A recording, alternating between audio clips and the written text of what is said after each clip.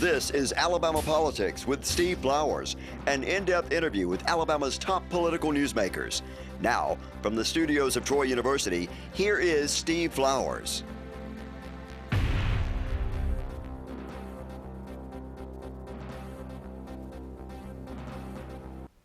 I'm Steve Flowers, and welcome to Alabama Politics. We're fortunate tonight to have as our guest one of Alabama's top political gurus. Mr. DMowery is a political consultant who has a long list of successful campaigns in Alabama, and we're going to talk in depth about political campaigning and the intricacies of political campaigns today. And we've got the expert, DMowery. David, good to have you on the show. Good to be here. Thank you so much. David lives in Montgomery, viewers, and apropos as it would be, he has been the campaign guru, consultant, manager for the last two mayors of Montgomery. Bobby Bright as mayor of Montgomery. He was a political consultant of Bright's campaign for mayor and for Congress. And he is the consultant for current mayor, Todd Strange. You know, a lot of viewers always ask this question, David, and they both have been on the show and clarified it. Todd and Luther Strange are not related to each other. That's correct. It's an unusual political name, but they're not really related. But having said that, you know, with Bobby Bright's campaign for Congress, which you ran, you won quite a distinguished award. You won a Polly Award, which tell the viewers, I'm not trying to get you to brag on yourself, but it's a big honor for viewers to get an award in a PR function. It was for the Bright congressional campaign. Yeah, we won. They do it in categories, and so you do it for some for TV, some for your mail. That's your direct mail. Some of them are the phone calls that everybody loves to hate, or they call you and ask you to go vote. And so there's all these categories, and we won for best use of humor in an ad, and we won one for a phone call, and I think one for a mail piece. I've got the guys, they actually award them to the consultants, but the consultants mailed them all to me. So I got them in my office. They're pretty neat. Mm-hmm. They say it's like the Oscars of political campaigning. And so it's very nice to be recognized by, and it's judged by your peers. And so that's one of the things that I thought was good, is that your peers are looking at it and they're saying, okay, we do this as well, and you have done an excellent job at that. And we actually were nominated for a Polly for Todd Strange's campaign for best local campaign in 2009, but we didn't win. And then I was actually just judging some. I got selected to be a judge this year, so I was judging some in my office right before I got here. So. Wow. David, you and your wife, Michelle, have a little boy. Yep, we do. Matthew. And he's how old is he? He is 18 months.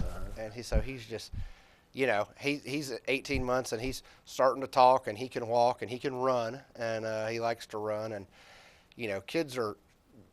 that is of all the success that I've had in my life in business, none of that matters nearly as much as just that smile when you get home and the baby looks at you, and he's just the apple of my eye. You call him Matthew. Yeah, we call him Matthew. Now, you were born and raised over in Georgia, wasn't you? I was actually born in Texas. Went to school at the University of Georgia. Went to school at Georgia. My dad was in the Army, so if you throw a dart at a map, I've probably lived there.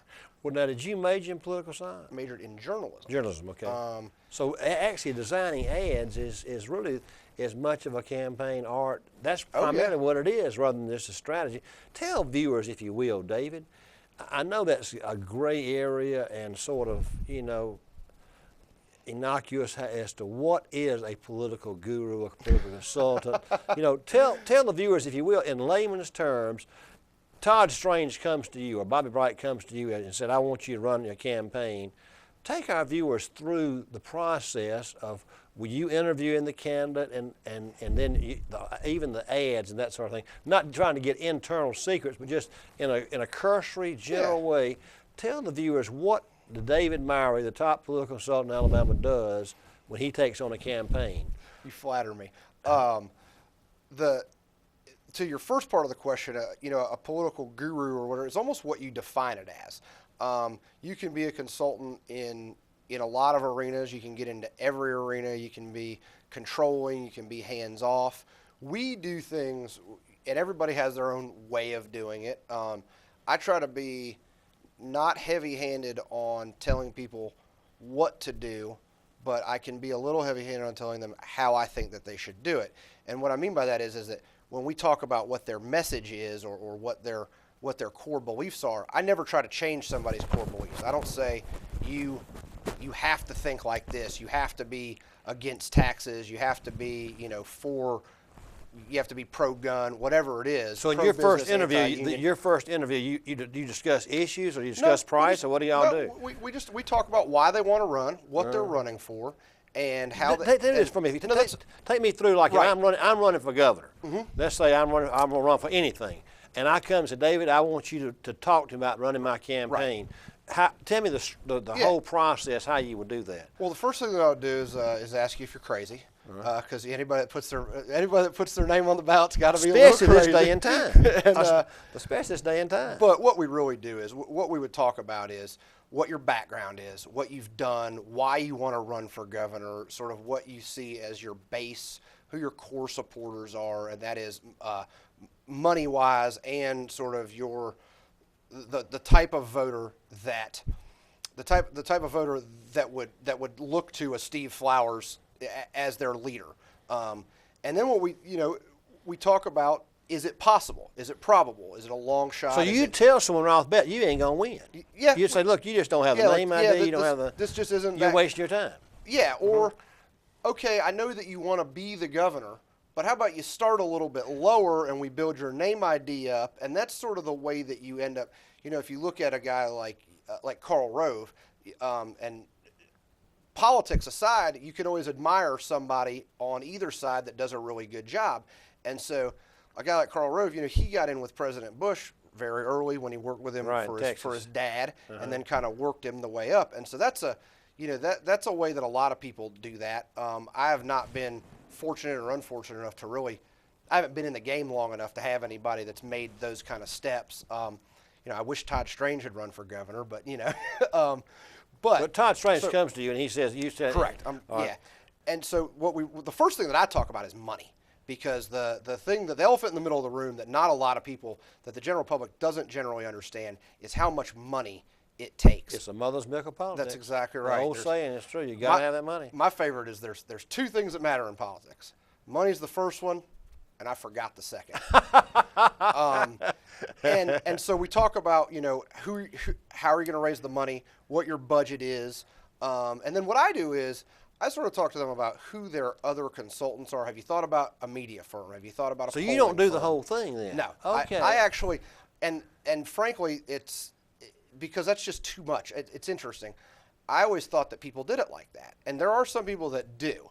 But I had a guy when I worked for the Bright Race. I was hired as the finance director, and that is I was hired to help him raise money, and I ascended to the campaign manager role. And we had a consultant, and one day I was fiddling around in 2 or 3 things, and he said, "Let me tell you something. You're the manager. Manage." And so you sort of, I kind of have that. It's funny. I have sort of a Ronald Reagan or George Bush kind of thing, where it's the leadership style is you hire good people, you delegate, and you stay out of their way. And then you help them fix problems and stuff like that. But what I do is, what I mainly do is, I'm like a conductor. I make sure that the trains run on time. I make sure that we have a schedule for the ads to get filmed, for the mail to get done. How much mail are we going to do? How much TV are we do? When do we go on TV? When, you know, one thing that we game out very early is, what are your strengths?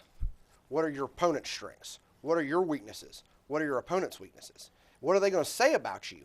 And what are you going to respond with?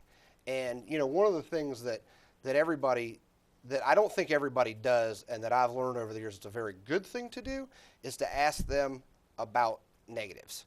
Because a lot of candidates do not want to do them. Some of them refuse to do them. Bobby Bright refused to run them. And that's a principled stand that whether I agree with it or not, I'm not going to try to change, because it's futile. If he's just not going to do it, there's no reason for me to try to push him towards that. And it's funny because I was interviewing with a candidate, and he said, "You know, Dave," said, you've done pretty good, but you've never been in a race that's negative, and they're going to come after me hard." And it's funny, and it's really not by design, Steve. It's really kind of funny. But since 2008, you know, we've done Bobby Bright, we've done Todd Strange, we helped Dick Brubaker, we helped Billy Beasley, right? We helped Harry Ann, Donnie Chasteen, who took over Warren Bexley, and then Richard Lindsay and Leslie Vance, and we never ran a negative ad. None of those ran a negative ad. None. Amazing. But going back to the strategy, Todd Strange or somebody comes to you, so you become the quote president or overseer. You're the manager. Yep. And you don't take on. You then help him select a media person. And what he's got to get a pollster too. He's got to get a pollster. You got to get and different firms, they do mail. You know, the direct mail, the thing. You know, the things you get in your mailbox. So media, the guy does not do the mail too. Not most of the time they don't. That's correct. They're separate. So what you're doing is you're saying, I'm David Mowery, the campaign manager. I make decisions. I help manage the campaign. Then do they even leave it up to you to pick the media person? Sometimes, and other times, sometimes they say, look, I don't know anybody. Recommend somebody. Or they say, well, I've always used this guy, but you know, who do you know? Or they go, we have to use this person. And I'm adaptable. And so it's like, if they have to use somebody, we'll use them. I can figure out how to work with them. If they don't have a clue, what I like to do is I like to make recommendations, because I like to give them, you know, here's these 3 people that I know. They all do good work. Here's some examples of shots they've done. And then we talk to them all, or, you know, we talk to 1 or 2 of them.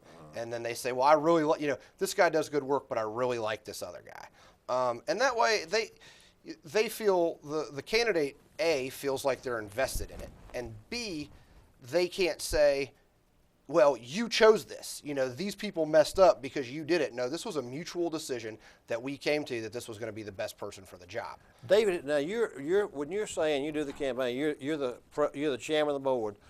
The first person you have is a lieutenant for media. Do you have a person that does nothing but fundraising? Yeah, and a lot of times we do that. Okay, so you can take that role on. That's more times not. You take on that hat. So that's a different. So you're general manager and you take on the fundraising. Now you're separating direct mail from media. I didn't know that was a whole different. I would have lumped it into the media guy. Yeah, but there are firms that just do, and what it is, it's that basically there are people that are experts at this stuff, and they just have so much more experience, and they know, hey, when we did, you know, when we got into this situation on this campaign, this is how we responded. Or, you know, looking at your demographics or your polling, when we had a similar candidate did that, these are the groups that we mailed to, and or this is the ad that we shot, and it really gives you economies of scale. It helps you to not be vertically integrated. You know, it just really helps you be nimble, and you get. The thing is, I think, is that you get the experience of all these smart people who've worked campaigns. Some of them all over the, you know, sometimes you have a team from all over the country, and you really get to use their experience, and that makes the campaign better, and it also makes me a better campaign consultant. David, now let's say, so you're the chairman of the board. You talk, so you pretty much will keep the finance thing under your banner. So you're the chairman of the board, and you keep finance. What's the next person? You get a pollster? Yeah. Polling is you key. get a pollster guy. You got finance chairman. You got polling. Yep. Then you got media, and then you got / direct mail. Yep. So those are your 4 captains you've got out there. Is any other person you bring on board? Those are the 4 that you go. Finance, you became finance. Then you got the polling, and then media and mail. And those are the main ones. They've got to work together. The polling and media and mail have to work together. Very much so. To define the message. And to come up with. And so my role in this is, while the candidate is either is raising money or out talking to voters or doing their job, most of them have day jobs, I am talking to all these other consultants and saying, you know, hey, let's get this poll written, let's get it approved, let's get it in the field. Okay, we got the polling back. Let's look at it and let's say, you know, where do we stand? Where do we need to go? How do we get there? You know, how much media is this going to take? That kind of thing. Who are some of the pollsters you've used in the past in Strange and Bright's campaign and Beasley's and some others? We used, it's funny, we actually used John Anzalone for pretty much all of those. All of those. He does a lot of out-of-state polling. John does mostly out-of-state stuff. And he'd be a better interview than me. He's just a super smart guy, and he's been a mentor to me, and I really I appreciate them and the work that they do. But we used, for Dick Brubaker, we used Whit Ayers, which is Ayers McHenry. He's pretty, he's a very well-known Republican consultant. And I'll tell you a funny story about that. Whit, we did Brubaker's poll, and one of the things that you do, so, you know, you said people come to you, what do you do? So we raised some money for Dick, and now Senator Brubaker, and so I said, the first thing you got to do is you got to raise some money, you got to do a poll, because we got to see where you stand, and good polling can make sure that nobody else runs. And our goal for Dick was, the best the best war to fight is the one you never fire a shot in. And so we polled, and his numbers came back, and it was like 97% name ID, 88% positives. And it was just because we're just looking at at that Senate district, and the dealership is on TV all the time. But Whit Ayers called me, and he said, "Did you guys get a bad poll on the numbers?" I said, "What do you mean?" He goes, "No, I mean, like, you're confident in the voter file that you gave us and what the numbers look like, that these are the voters." I said, "Yeah." He goes, "I've never seen a candidate for local office with better numbers than this." I guess not. I guess not. That's amazing. Yeah. And so his opponents, leaked out, the possible opponents, and what his name ID and what his polling was. And so then they have to look at the fact that, if you're at 88% positive and probably 70% would vote for on just the very first pass, they're sitting there going, "I'm going to have to raise $300,000 or $400,000, and I'm going to have to knock him down." You can't, they're thinking, "I can't build myself up enough. I'm going to have to take a shot at him." Yeah. And a lot of people don't want to do that, and I wouldn't have taken him on. No, not with those. I never heard of any numbers that high. I know. You're not making that up. That's he had 97 and 80 approval. Yeah, it was just. I never heard of that. Had you ever heard of that before? No, I'd never seen incumbents with numbers like that for large offices. Bob Riley would love those numbers. Well, yeah. And he's widely popular and well known. But no, I'd never seen anything like it before in my life. Wow. Yeah. And so that did deter people from running against him. Yeah, we didn't have an opponent in the Republican primary at all, which is... That was the race, was Republican primary. Right, and Larry Dixon had been there for 28 years, so you would think that people would be chomping at the bit to get in this race. Especially in Montgomery District. Right. I mean, where you can live here and be in the Senate, Yeah, but they were just, nobody, really, because there's nothing you could do, like I said, because even if they could raise the money, it would be hard to knock his numbers down. Or if they could put up their, it would be very hard to raise the money against somebody with numbers like that. Yeah. So, he was treated like a quasi-incumbent a year out. It was just, that race That was over. an easy notch on your belt, wasn't it? Mm-hmm. That was a good one. So, David, going back to your first campaign, was Bright your first Alabama campaign? Actually, I moved down here the first time in October of 2001 to work for then Governor Siegelman. And I started out in his finance operation helping him raise money. And then I ended up, that was sort of the company. I worked for a company at that time, and they train you. They send you down here and they train you. And that was an education. He's still the best fundraiser I've ever seen in my life. Yeah. Maybe Shelby may be better. Yeah, and I've heard that, but just the way that the way the governor did it, it was just really not strong arm tactics. It's just he's a character, you know. And so that was interesting. And then I worked in Georgia for a little while and New Hampshire for a little while. Then I came back down here, moved to Mobile in 2004 to work for John Tyson Jr., who was running for re-election to district attorney. No, he was running for re-election to district attorney in Mobile County.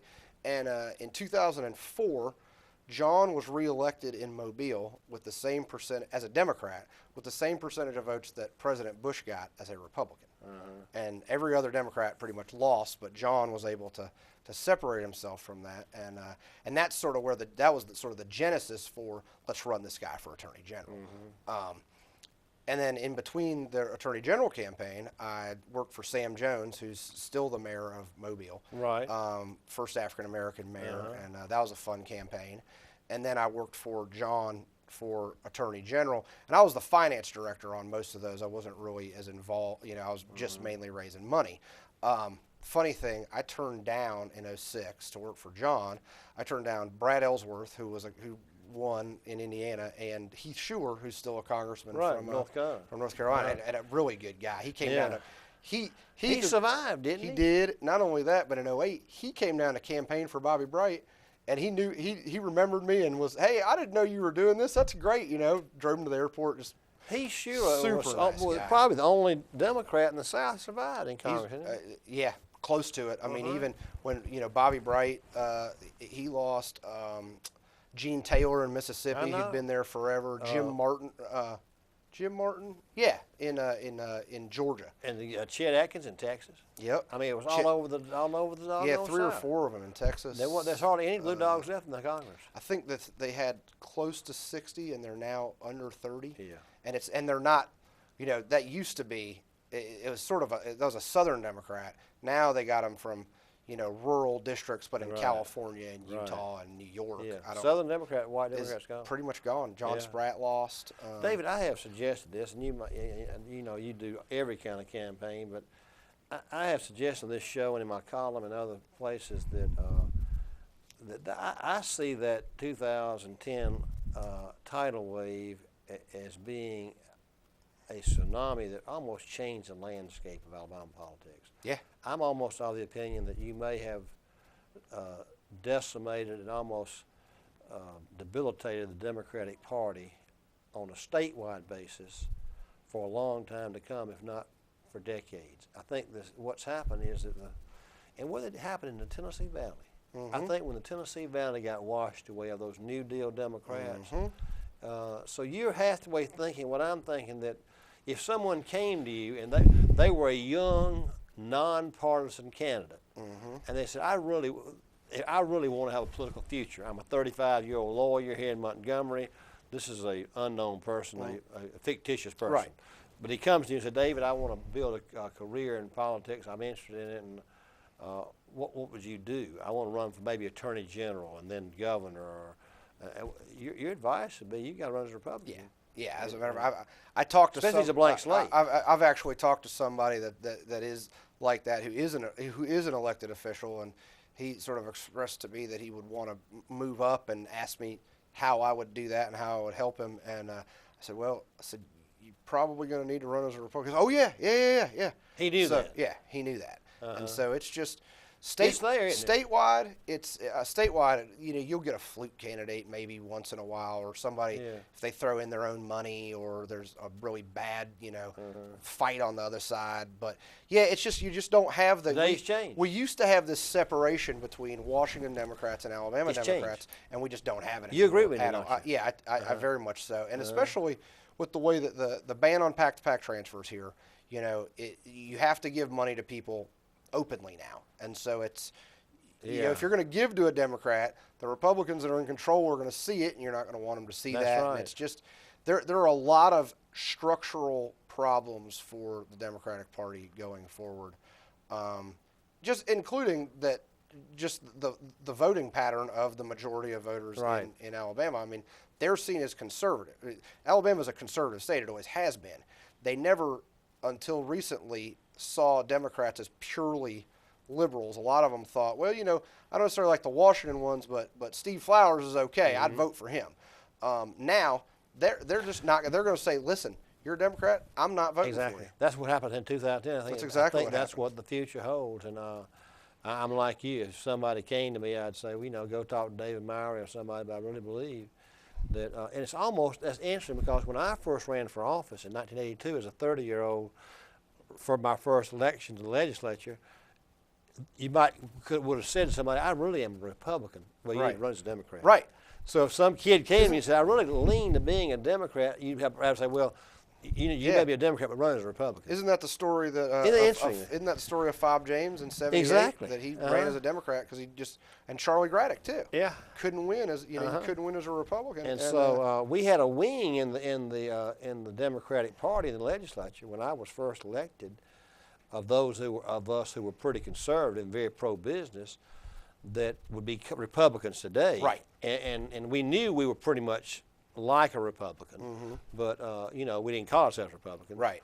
And but I had an interesting thing about it. I'd ask some of them, like I'd ask some of the guys who sat on me. I remember asking Seth Hammett one day. Seth was of the opinion he was a real Democrat. You know, so I don't know whether he is now, but I say, Seth, you know, you really a Democrat? He said, yeah, I really am a Democrat.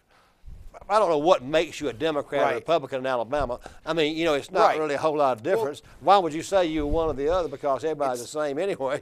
I mean, and that's the way we were when we first ran. And I liked it better that way, David. Yeah. You didn't have all this acrimony that just because he's a Republican or a Democrat, you don't like him. You just don't like him. I liked a lot of guys who were completely ideologically different than me. Right. I mean, they were great guys. Right. We'd have dinner together and do things together. Now they don't do that. And it's funny because, you know, people have asked me, you know, how can you do a Republican like, you know, Dick Brubaker, and then how can you do and then run Billy Beasley's campaign? You know, they don't. And I said, well, you know, So just think about it like this. The people that are going to support them, the people that want to see guys like that in office, they're all the same. It's all the same, all the same groups and all the same people are going to support them. The Automobile Dealers Association, right. All your business groups, everybody has an interest in state government, because a lot of them, as a matter of fact, most associations or people that are given money aren't necessarily ideological. They want somebody who's honest, somebody that they can talk to, somebody that will have an open door. And that's usually the number one criterion. And yes, you do want them to be supportive of your policies, but in the end, a lot of times that's never going to be, nobody's going to be 100% down the line for any industry. And so what they really want is somebody that they can talk to. And as for me, what I think is, that's my fundamental thing. Are you honest? If you come by your beliefs honestly, and I feel like you're a true person and that you'll do a good job, I'll be happy to help your campaign. It doesn't matter to me, Democrat, Republican, Independent, Whig, Mugwump. Fortunately, in the mayor's races, you ain't got to say. That's right. You ain't got to say. Todd Strange ain't got to say what he is. It's nonpartisan. That's the one luxury left in mayor's races. They ain't got to say whether they're Democrat or Republican. Speaking of that, let's remind viewers some of the campaigns you have run. You have run Bobby Bright's, the mayor's race, and the congressional race. Just the congressional. And just the one in 2008. Okay. 2008 congressional race. You run Billy Beasley's race for the state senate. You run Harry Ann Smith's write-in campaign in Houston County, which was an interesting race, I'm sure. That was very interesting. And other members of the legislature. But going forward into 2012, now who have you taken on for 2012? Mayor Strange runs next year? He runs this year in 11. He runs this year? Yeah. Okay, in October? Because it's actually, I think it's August. Okay. Because he was elected to fulfill the unfulfilled term of Bobby Bright because Bobby was reelected in 07, elected to Congress in 08, and so then Todd got 09 to now, and now he'll get a chance at 4 years. Well, y'all are getting ready to run. I mean, y'all raise money and everything. Yeah, pretty much. Are there any preclusions on how long you have to wait to run for mayor, raise money? You can raise money for 4 years? Or it's a year from the primary. Okay. So he's raising money for the mayor's race. Is he running for re-election, I assume, isn't he? Yeah, I don't want to put, but yes. Yeah, he's. We'll have some announcements, and we're getting ginned up right now. And he's done a fabulous job. I mean, he just really is. The Todd Strange is one of those guys that, every politician has their quirks, and everybody has their fault. They're human, but Todd has an amazing ability to compromise and to get you to give a little, and he'll give a little until he'll find one thing you have in common, and he'll genuinely use those types of things to get you to sort of see his way, and he'll see your way, and you'll come to an agreement. And it's I told him we went to the Labor Council meeting. Now this is a guy who has run an international construction company and all that. And he got the Labor Council endorsement. Well, he also showed a lot of foresight with that Pike Road agreement. Yeah. But David, our time's up. I hate to say. That was quick. Yeah, we've had a good time talking. Our guests tonight, folks, have been David Mowery, political campaign manager for numerous campaigns throughout the state. We've talked about how you gear up and run for office in Alabama. And we thank David for being our guest, and we thank you viewers for watching Alabama Politics, and hope you'll turn in next week. Thank you very much. Thank you, David. Thank you. This has been Alabama Politics with Steve Flowers, a production of Troy University Television. Opinions expressed on this program are not necessarily those of Troy University, its administration, faculty, staff, or students.